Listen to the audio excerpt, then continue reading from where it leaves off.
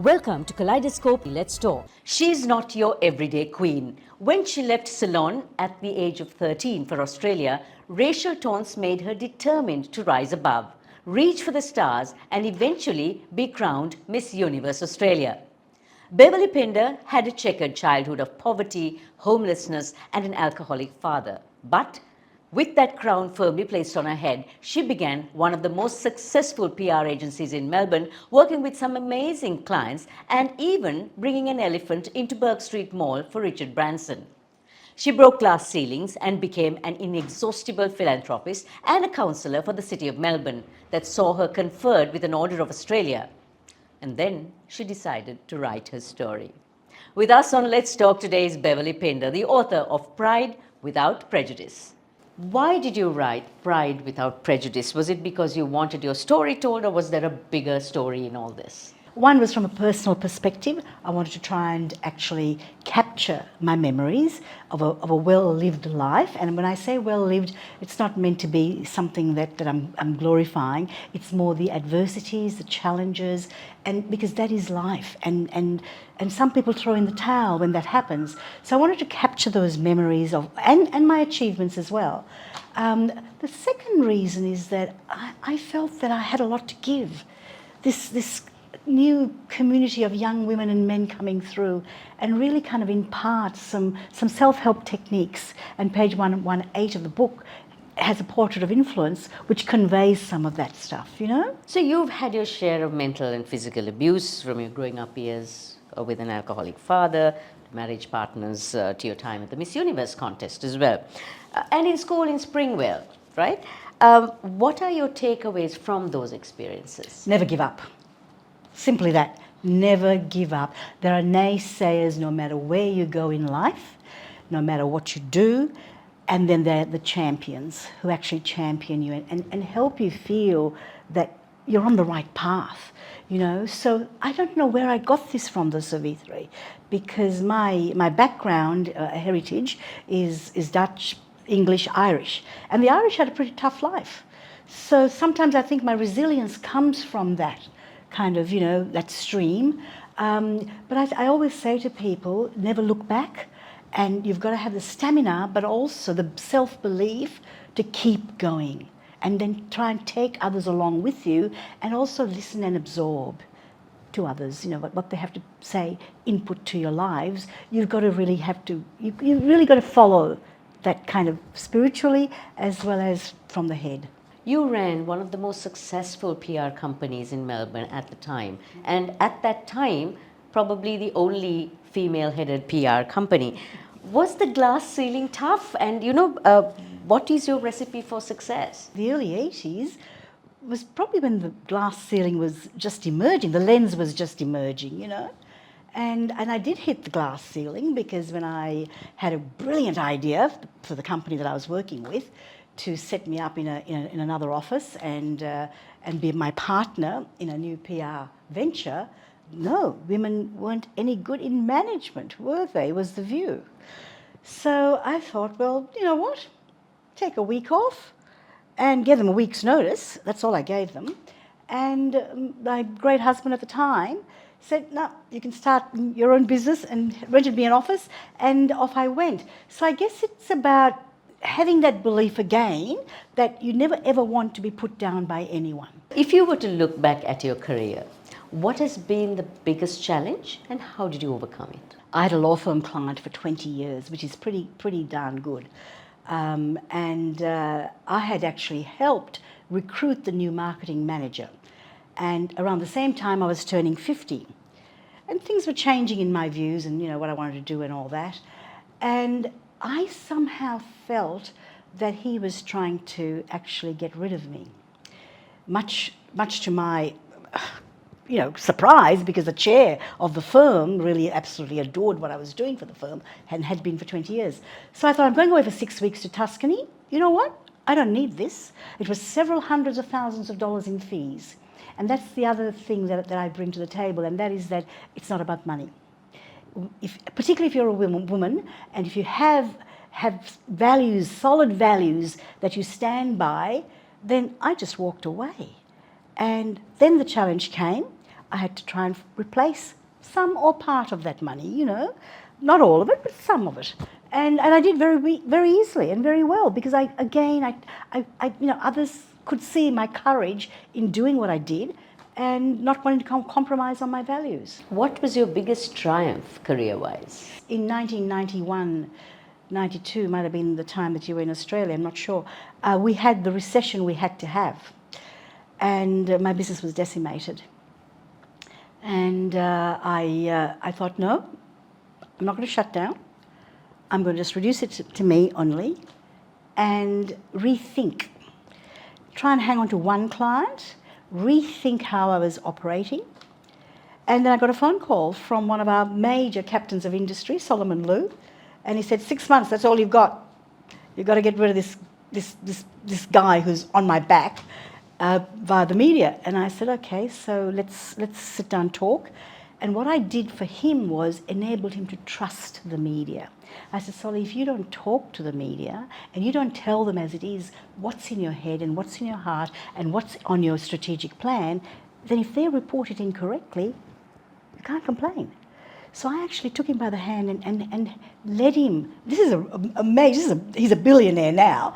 But, you know, this was a great triumph for me. And journalists still to this day say, my God, you know, you really brought Solly to the table, didn't you? You're a great proponent of Father Bob Macquire's philosophy of communitarianism. Tell me why. He always said to me, you know, communitarianism is about helping those in need within your community.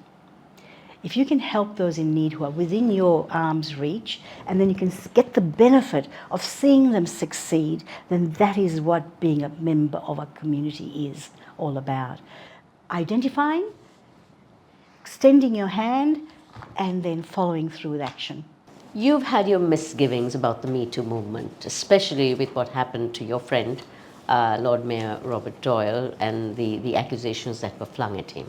Just tell me why you had those misgivings. I need to start off by saying I'm not a proponent of workplace harassment, sexual assault, or anything like that, obviously not. However, I'm a little bit of a Catherine Deneuve follower, and I think what we've done is we've actually decimated our males. We've created a very destructive way of thinking and a way of acting, and I worry about our boys and how our boys are going to grow up and what are they going to be thinking. So as much as I think that we all need to, you know, band together as women and men, because this happens, you know, either way, but to set out to destroy a person, male, female, whatever gender, is not what it is all about. Now, given your work as a beauty queen, but of course never a model by choice, and then later on starting off your PR agency, working as you did in charities, working as a counsellor for the city, have you ever been called to compromise on your ethics and your values? I think most people whom I work with know that I hold my values very, very strong, you know, and I don't give in because it's a better idea or it is to support someone who wants to get back into politics, say, yeah. I've never really been taken down that path because I try and put a stopgap before it gets to that. So people are very, very assured of where I stand, yeah. So I always say never compromise. You know, Father Bob had a saying, there's the insiders and the outsiders. You need to be on the inside to be able to help the outsiders. So I think when it comes to that sort of approach, I kind of have an inclination about myself that I might, you know, rethink, but I will never compromise on my values. And the values are very important, Savithri, because I believe that they come from my early Ceylonese roots, you know. Ceylon obviously left an indelible mark on your psyche, despite the fact that you left when you were 13. What is the strongest about this country that you still carry with you? I think difference. Difference. When I was at school, I had friends who were Tamils, Muslims, Burghers, Sinhalese, you know, Parsis. It was a melange of cultures. I don't subscribe to the multiculturalism kind of notion, but I do think that cultures are very important and to take from each culture that which enriches your life and the other person's life as well. The difference is important, but you don't step back and look at different and say, oh, that's not what I want in my life. You embrace difference. I think that's very important. Tell me about your take on Gen Y or Gen WHY as you call them. I started the book 15 years ago, so Gen Y was very prominent in my life as staff members, and I thought that it's the generation, not the people, the generation I always believed and had feedback that they were all for themselves, yeah, and they didn't have the stamina nor the follow through. They weren't good listeners, so therefore, boss and staff member, okay, but client and staff member, you have to listen to people and you have to take in ideas and you've got to be collaborative. And I did find, because I don't have my business anymore, I did find that collaboration was not something that they subscribed to. So Gen Y is not my favorite generation.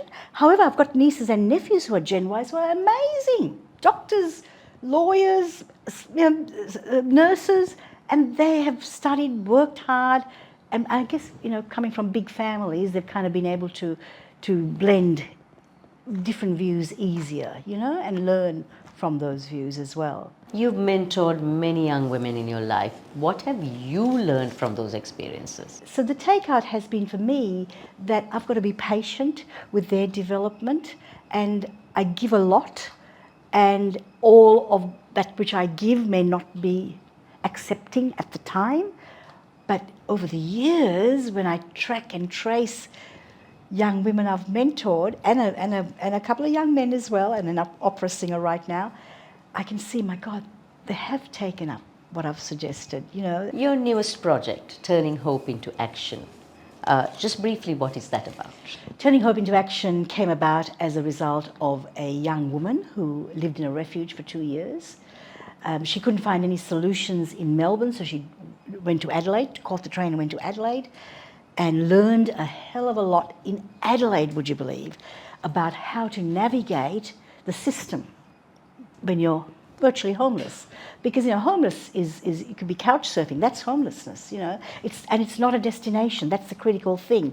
So we set up Turning Hope into Action. I helped her set it up for her as her dream, so she could realize that dream. The charity itself is about being a voice for the homeless.